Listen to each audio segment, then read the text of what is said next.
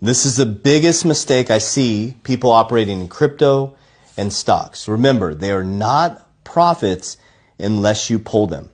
Over the last 200 years, there's been 32 major market collapses. 200 years of markets. The first one was tulips. There's been 32 major market collapses. Let me repeat that. Over the last 200 years, there's been 32 major market collapses. The most major one that we experienced was 2006 to 2008, which was a subprime mortgage. So imagine, our parents were sitting in a 401k.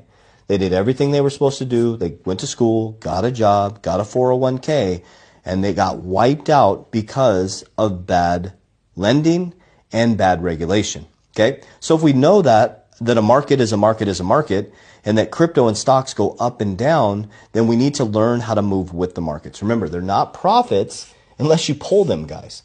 So people say, oh, well, I made 800% in XRP, but they never took any profits. You didn't make 800% in XRP. The number says that, but you didn't pull anything off the table. So we operate completely different than 99% of people, specifically in crypto. Now with cryptocurrency, if you can't handle volatility, you should not be in it. 20 to 40% swings are pretty normal in the cryptocurrency industry. In the stock market, you got about 3 to 8% swings, right?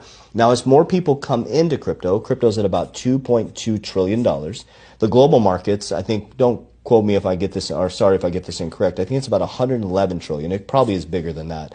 111 trillion. So look at the gap between these two. One whale can pull a massive amount of profit in crypto, okay, or enter crypto and create a big market cycle, because it's so thin compared to the global markets, okay? So here's what we do. Do you see how I created this volatility thing here? So as crypto goes up, we pull profits. So we got profits. Say we're taking profits off the table and we move them over here, okay? And what we do is with the profits, knowing that there's going to be another downswing because there's been 32 major market collapses over the last 200 years, is we buy cash flow. This could be dividend stocks, okay? Could be real estate, okay? Things like that. We also stack protection, cash, value, life insurance. And this is where it gets really awesome, okay? So as everybody comes collapsing down, they've lost all their profits and they're depressed, we pulled money off the table. We've created more cash flow, which allows us to, well, I'll show you. We create protection, cash value, life insurance, which allows us to leverage, okay, tax code 7702A, and go back in and buy everybody's fear, okay?